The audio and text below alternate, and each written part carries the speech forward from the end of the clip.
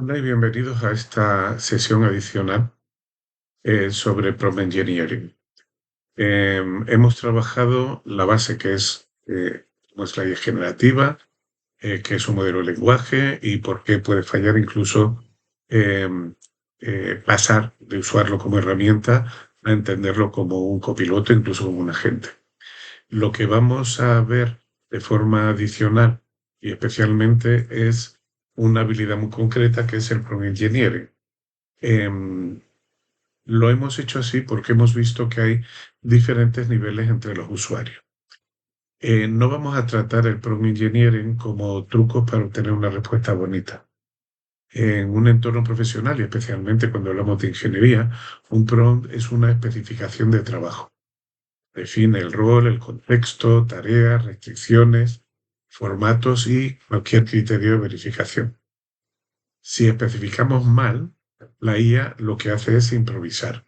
Si especificamos bien, la IA puede ayudarnos con la redacción técnica o con el análisis de una normativa o revisión documental o incluso generar código, preparar informes y estructuración sobre decisiones que se pueden tomar. El objetivo que pretendemos con esto es que hoy os terminéis con un método, no con una colección de frases mágicas, sino con una forma reproducible de pedir trabajo a la IA, revisar el resultado y proteger la información sensible. Esta es la ruta que vamos a seguir. Primero haremos un diagnóstico. ¿Por qué una instrucción aparentemente sencilla puede producir una respuesta vaga, larga o directamente incorrecta? Después veremos la estructura. Un buen prompt se parece más a una ficha técnica que a una conversación improvisada. A continuación, lo que haremos es entrar en técnicas. Las básicas nos ayudan con tareas simples, como es el Shirosot o ejemplos y rol. Luego tenemos eh, técnicas un poco, llamémosle, intermedias, ¿vale? Que añaden razonamiento, como son los principios generales y mejoras dentro del propio prompt. Y luego las técnicas avanzadas que sirven cuando hay decisiones complejas o varias rutas posibles, incluso herramientas externas o documentos corporativos con los que podemos interactuar y trabajar. Y finalmente lo que vamos a hacer es ver recomendaciones transversales, conversaciones como delimitadores, anclajes de respuesta, restricciones negativas, eh, validación con datos ficticios y terminaremos con una especie de checklist para que podáis evaluar vuestros propios prompts antes de usarlo con información real. Eh, Perdón. La transición entre sesiones es importante. Bien, en la primera sesión que tuvimos, lo que vimos fue un mapa general y trabajamos el modelo mental, qué hace un LLM, qué no hace, qué significa que prediga o qué son alucinaciones y por qué siempre la supervisión humana es imprescindible. Y hoy damos un paso más. Es saber hablar con la IA de una forma adecuada, ¿vale? El que podamos utilizar el lenguaje habitual, el lenguaje normal, es útil, pero no es suficiente.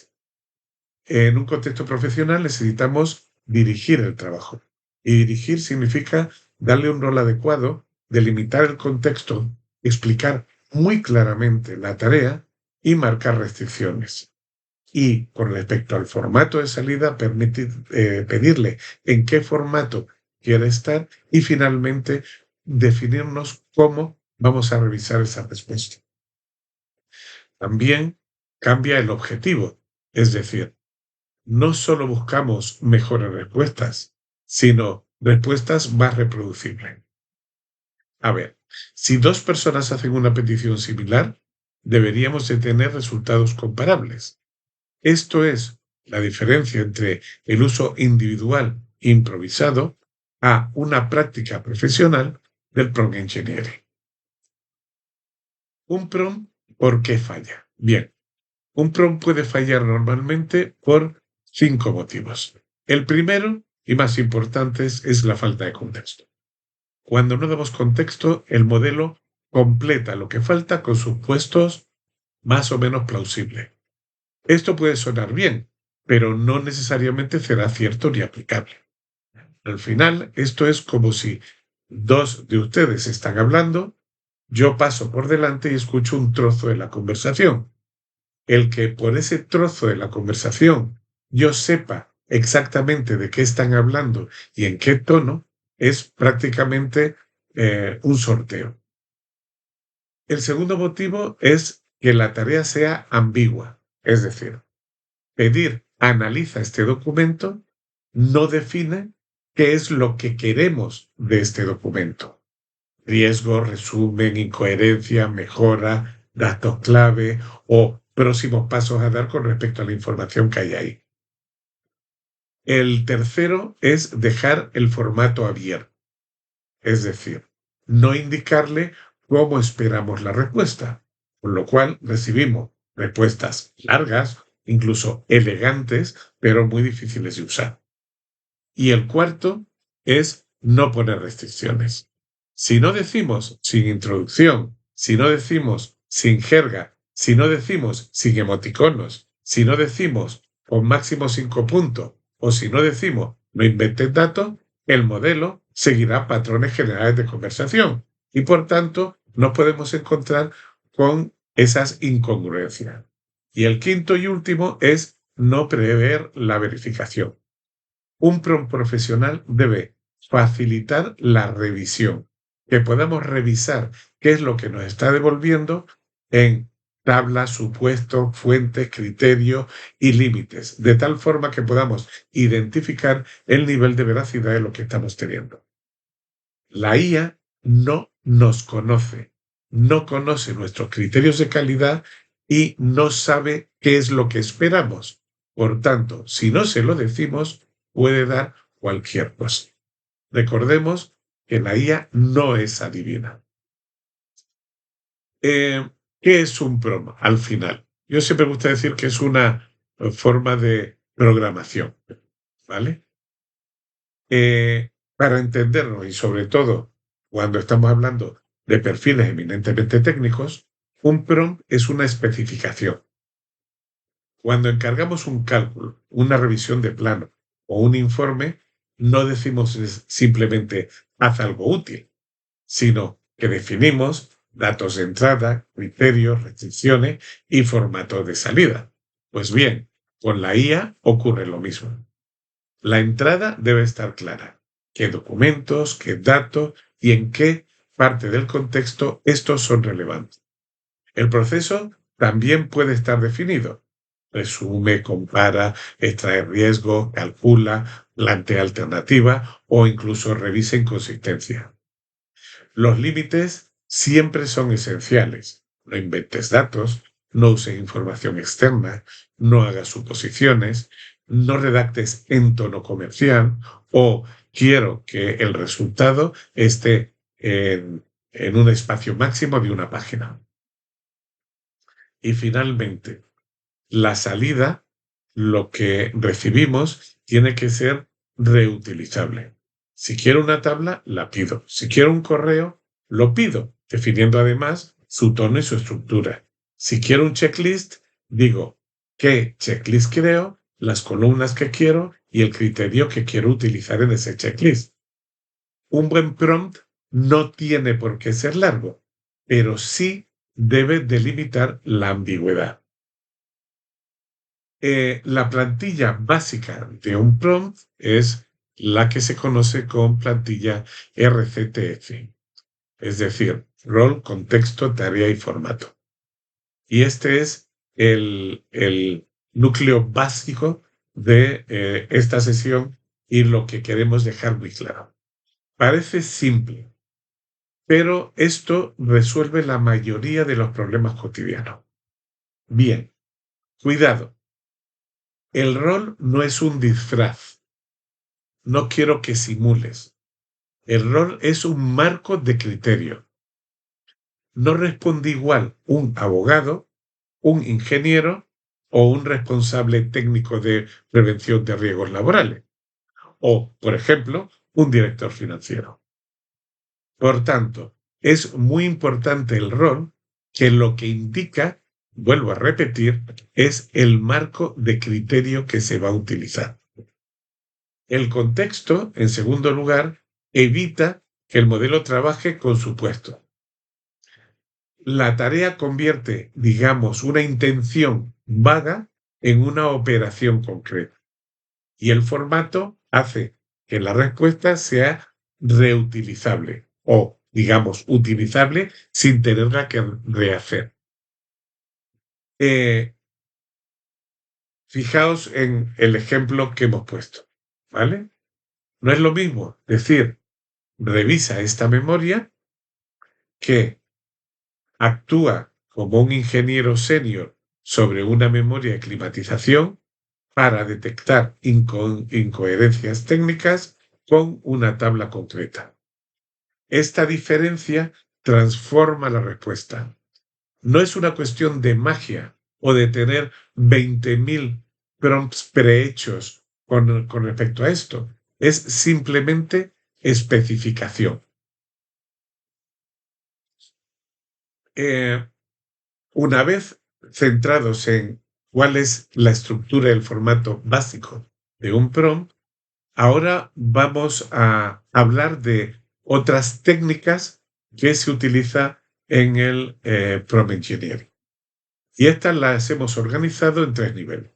La básica resuelve muchas tareas del día a día, es decir, es como pedir algo directamente, dar un ejemplo o varios ejemplos o asignar un rol. Esto nos vale para un resumen sencillo, para un correo y para muchas de las cuestiones que nos planteamos en el día a día. Las intermedias se utilizan cuando necesitamos mayor razonamiento, robustez o mejora del propio prompt.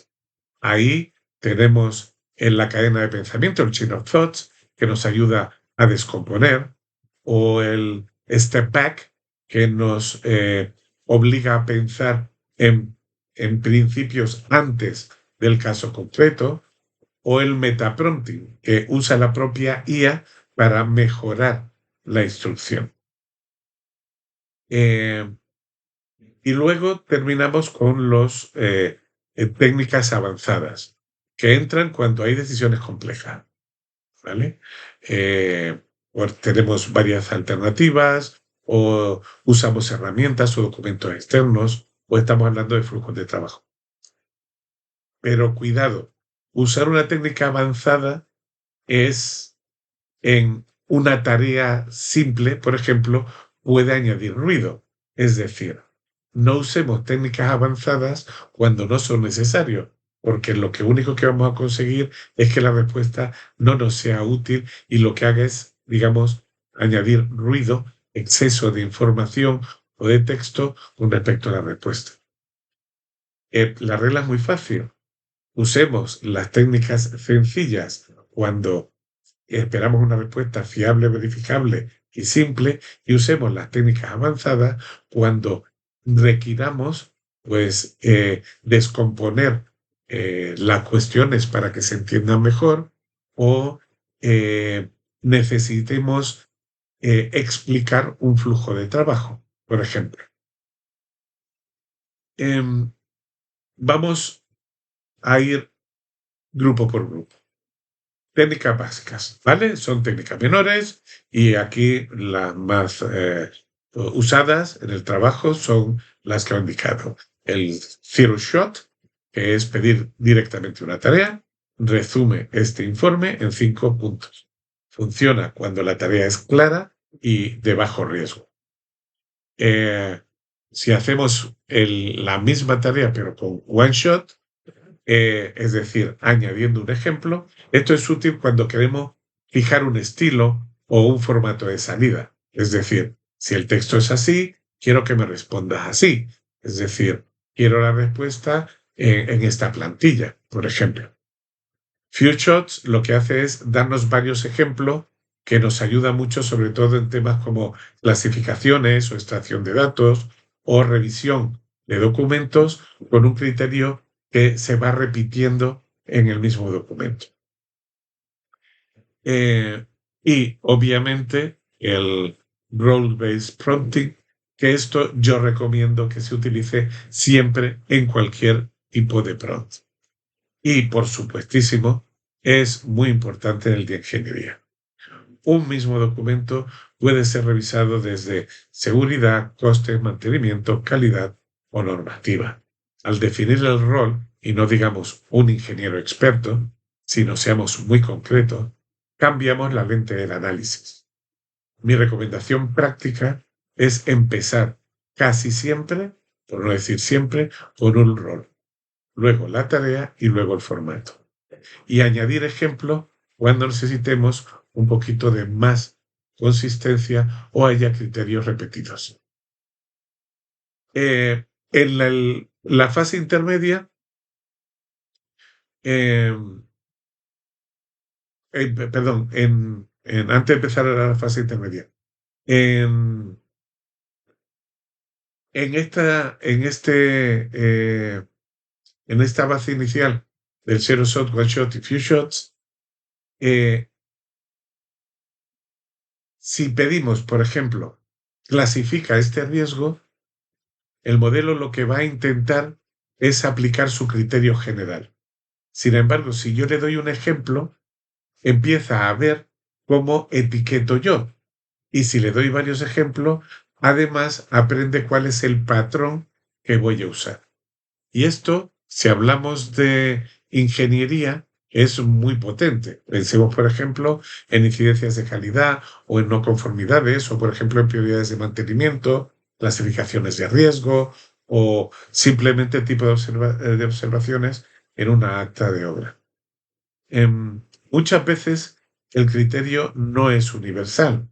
Depende de la empresa, del cliente, del procedimiento o de la experiencia del equipo. Por tanto, es muy importante poderlo transmitir. Cuando queremos consistencia, no solo es importante explicar, sino conviene mostrar ejemplos.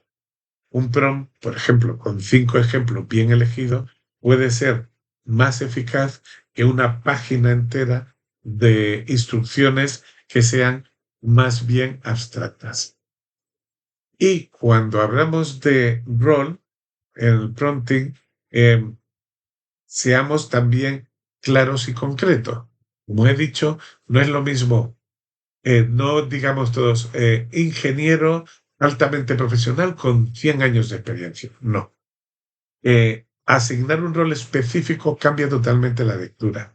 No es lo mismo un responsable de calidad que un técnico de PRL, que un director de proyecto o un ingeniero de mantenimiento. Cada uno tiene una visión diferente de un mismo proyecto. Pues cuando hablamos con una inteligencia artificial ocurre lo mismo. Esto no significa que el modelo se convierta en un experto real. Vamos a ver, si yo le digo, compórtate como un experto en prevención de riesgos laborales, no significa que la inteligencia artificial se convierta en un experto en riesgos laborales. Significa que estamos orientando la respuesta hacia ese marco de análisis. Vocabulario, prioridades, riesgos e incluso el tipo de salida. Para un trabajo técnico, además, el rol tiene que ser lo más específico posible. Actúa como un experto es demasiado amplio. No es lo mismo actúa como un experto o como un ingeniero que actúa como un ingeniero senior de mantenimiento en planta industrial. O actúa como un ingeniero responsable de calidad de ISO 9001. ¿Vale? Una práctica es útil, una práctica es útil, una práctica que puede ser de utilidad es pedir varias lecturas del mismo documento con distintos roles y luego sintetizar coincidencia y discrepancia. Así, por ejemplo, cuando nos interese una visión multidisciplinar, podemos convertir el modelo en ese apoyo de revisión multidisciplinar de un documento. Cuando hablamos de técnicas intermedias, la idea es inducir al razonamiento, no simplemente a una respuesta final. Esto es muy importante cuando la tarea incluye, por ejemplo, cálculos o decisiones o comparación de alternativas, incluso interpretación de normativa o análisis de riesgo. Para ello, las cadenas de pensamiento, el chain of thoughts, o el share of thought con, con cadena de pensamiento, es una forma que permite descomponer y, aunque empecemos con una frase sencilla, podemos pedirle en entornos profesionales que muestre un resumen del razonamiento y no necesariamente todos los detalles, pero sí un resumen del razonamiento para ver cómo ha llegado a esa conclusión. También existe el concepto de step back, es decir, pide primero los principios generales y luego vete al caso concreto. Finalmente, podemos hablar del metaprompting, que es convertir a la propia IA para que revise nuestras instrucciones y las mejore. Pero mucho cuidado con hacer todo esto a la vez. Lo primero que tenemos es que ser lo más concreto, claro y escueto posible.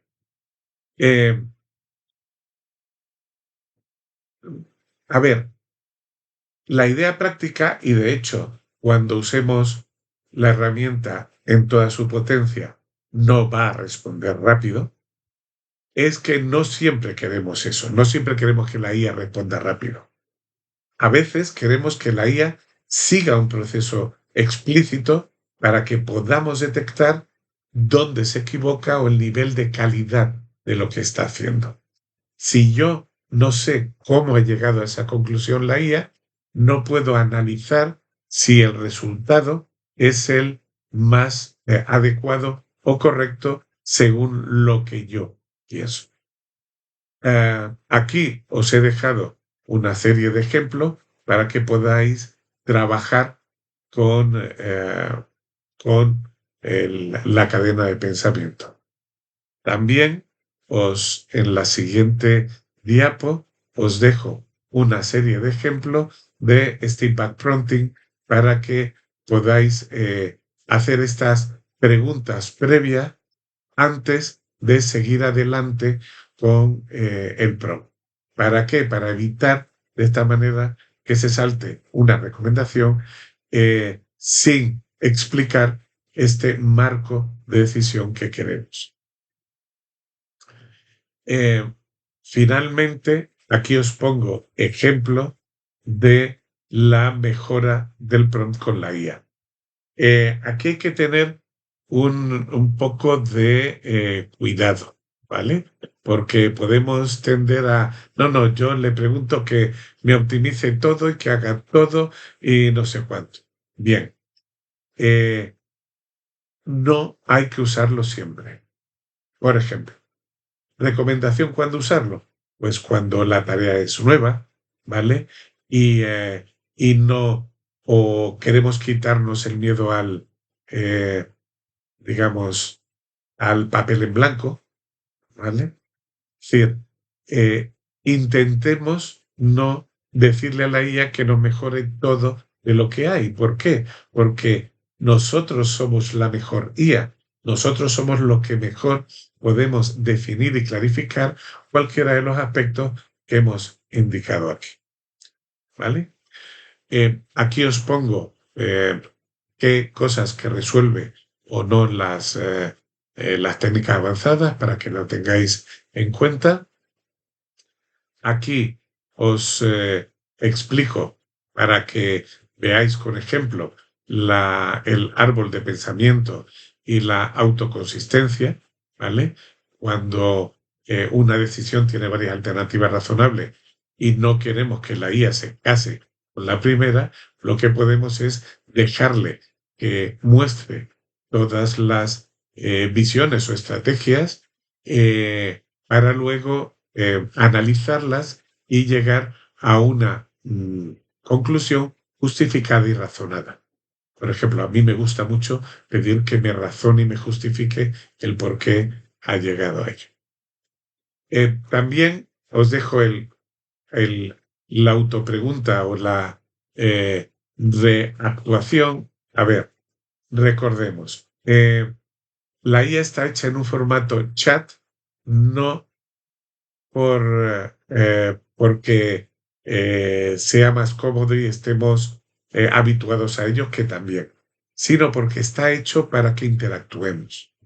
Por tanto, recordemos que un prompt no va a salir fenómeno porque sea así. Y la mejor forma de optimizar un prompt es seguir preguntándole a la IA para ir ajustando la respuesta a lo que queremos y al final de eso sí conseguir un prompt el más adecuado que haya. Para ello tenemos algunas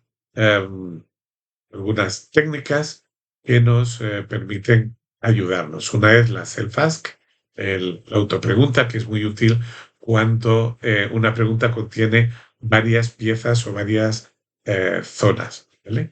En vez de pedir una respuesta final, lo que le pedimos al modelo es que haga su pregunta explícita. Por ejemplo, ¿qué normativa aplica? ¿Qué datos faltan? ¿Qué riesgos son los que hay? ¿Qué evidencias lo soportan? ¿O qué acciones podemos recomendar? Y también tenemos la opción de React, es decir, añadir una dimensión más además de razonar. ¿Por qué? Porque el modelo puede actuar consultando una fuente o una herramienta. En un entorno, por ejemplo, con conectores, esto significa que podemos decir que busque en SharePoint o que recupere una normativa o que revise un hilo de correo o que consulte un repositorio. La diferencia es muy importante. En el Cefask nos ayuda a estructurar la investigación y en el React lo que nos hace es nos ayuda a conectar esta investigación con acciones estándar. En ambos casos, siempre necesitamos una supervisión. ¿Qué fuentes se pueden consultar? ¿Qué permisos tienen? ¿Y qué resultado se considera un resultado válido? Otra de las técnicas a utilizar es el prompt chaining. A ver, el prompt chaining consiste en dividir una tarea compleja en pasos. En lugar de pedir lista de transcripción, detecta compromisos, redacta mails, prioriza tareas y prepara un resumen ejecutivo, lo que hacemos es separar. Primero extraemos compromisos, después los estructuramos, después redactamos emails y finalmente verificamos las posibles omisiones que se hayan podido producir. La ventaja de hacerlo así es el control. Cada salida intermedia la podemos revisar y si el paso está mal, podemos rehacerlo y no contaminamos todo el flujo. Además, cada prompt puede tener un formato específico sin tener que usar el mismo formato de prompt para todo. Para algunas partes no puede utilizar mejor o puede ser más útil unas técnicas que otras. En ingeniería, además, esto encaja con la redacción de informe, la revisión de documentación, el análisis de requisitos, etcétera, etcétera, etcétera. También tenemos que tener en cuenta que es una puerta natural hacia agentes. ¿Por qué? Porque un agente no es más que una cadena de pasos con herramientas, memoria y supervisión. Pero antes de automatizar, conviene dominar esta cadena de prompts de una forma manual, porque nos va a permitir que cuando hagamos, por ejemplo, un GPT o un agente, esté perfectamente definido. Otra herramienta técnica es el contextual framing. Esto significa dar al modelo un contexto documental relevante, ¿vale? En el mundo de la IA se llama también, o se habla de RAG, ¿vale? Que es el Retrieval Augmented Generator, es decir, recuperar información y usarla para generar una respuesta. La diferencia entre una respuesta genérica y una respuesta útil suele estar aquí. Por ejemplo, si pedimos haz un DAFO de una empresa de instalaciones, obtendremos los tópicos del sector. Si adjuntamos un dossier, una memoria, datos de cliente y restricciones, y además le pedimos que se base exclusivamente en eso, la respuesta siempre va a ser muchísimo más específica y por tanto muchísimo más útil. Pero este contexto debe de estar controlado. A ver, no se trata de copiar y pegar todo lo que tenemos. Hay que seleccionar, delimitar y pedir verificación. Es decir, ¿qué evidencia sostiene cada uno de los puntos que nos está dando? ¿Qué falta y qué supuestos se han hecho? ¿Vale? Esta técnica es clave para la ingeniería porque gran parte del valor está en los documentos, las pliegos, normas, memoria, informes, acta, planos comentados, manuales, etcétera, etcétera. Y esta estrategia o esta forma de trabajar va a permitir optimizar los resultados, ¿vale? Y recordemos, dar contexto no es dar más texto. Y segundo, dar documentación no significa dar todo lo que tengamos. Para resumir, ¿vale? Y vamos ahora a reponer algunos ejemplos. 5 recomendaciones para maximizar el rendimiento. Y yo recomiendo que todo esto lo uséis prácticamente como un hábito a la hora de generar prompts. Primero, delimitadores. Los delimitadores ayudan a que el modelo no mezcle contexto, tarea y formatos. ¿Vale? El refill o el anclaje de una respuesta lo que va a hacer es reducir instrucciones genéricas y fijar un patrón de salida. Si usamos restricciones negativas, estas nos van a ahorrar muchísimo tiempo. Por ejemplo, no incluyas introducción, o no uses jerga, o no superes 5 frases, o simplemente no invente datos. Siguiente, la plantilla RCTF, que la hemos visto, siempre podemos utilizarlas como un checklist. ¿Vale? Es decir, hemos hecho todo, fenómeno. Y si además validamos con datos ficticios, esto es especialmente importante, sobre todo en el caso de datos personales de cliente o con información sensible. Primero, probemos la lógica con datos inventados y cuando funcione, sustituimos esta lógica por datos reales en un entorno permitido, privado y con control. Estas reglas, delimitadores, prefill, restricciones negativas, plantilla RCTF y datos ficticios, digamos, no es una cuestión de estética, ¿vale? Todos estos nos ayudan a hacer una respuesta mucho más predecible, mucho más revisable y, por supuesto, 100% o vamos, o más que 100%, aquí nunca se puede decir 100%, muy o altamente seguras, ¿vale? Aquí os ponemos algunos ejemplos de delimitadores o de prefill. Aquí os ponemos un ejemplo de prompts con y sin restricciones. Le ponemos algunas cuestiones de restricciones negativas que podríamos utilizar. Aquí os ponemos un ejemplo de validación con datos ficticios, siempre con 2 opciones de buen y mal enfoque. Siempre, sobre todo si son datos especialmente sensibles, por favor, probarlo inicialmente con información anonimizada. Y una cosa sobre la que quiero hablar es del Markdown. A ver, ¿qué es el Markdown? El Markdown es un lenguaje de marcado, se llama lenguaje de marcado ligero. Lo importante para nosotros es que lo que hace es que convierte un texto plano en un texto estructurizado, ¿vale? Detecta y usa encabezados, listas, tablas y bloques de código. Y esto no hace simplemente que el prompt se vea mejor, sino ayuda a que el modelo distinga jerarquía y partes. Nos va a ayudar muchísimo a que el modelo entienda muchísimo mejor e interprete muchísimo mejor lo que estamos diciendo.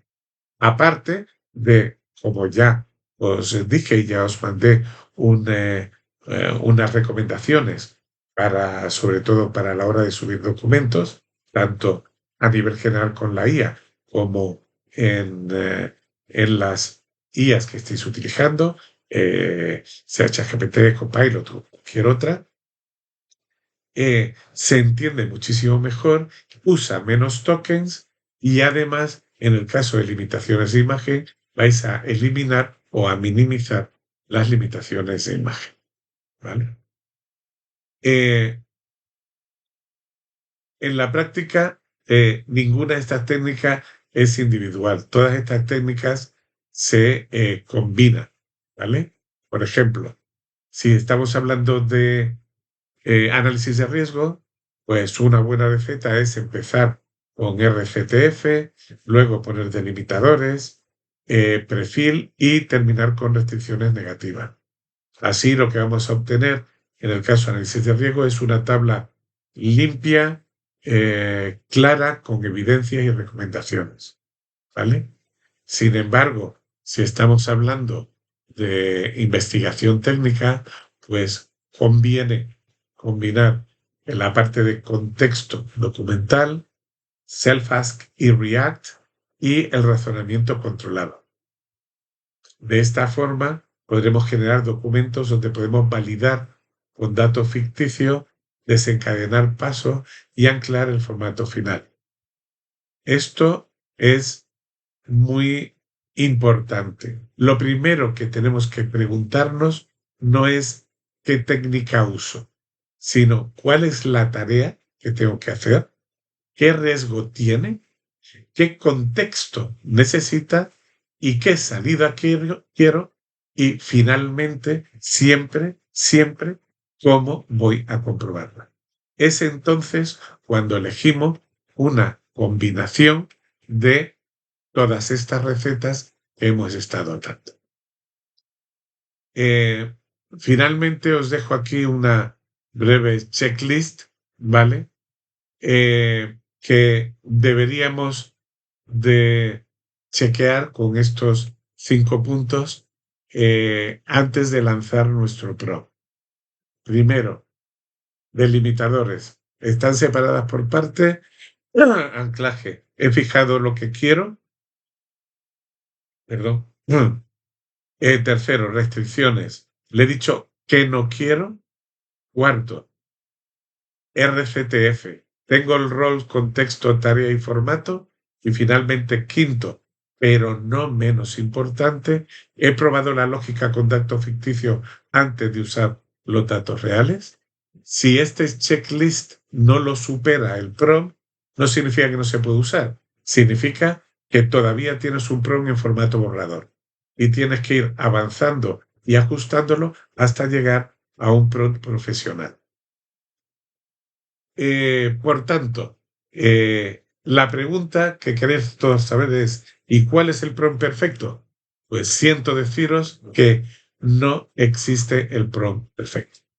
La pregunta que tenéis que haceros es, ¿cómo convierto una tarea real de ingeniería en un encargo claro, verificable y seguro para la IA?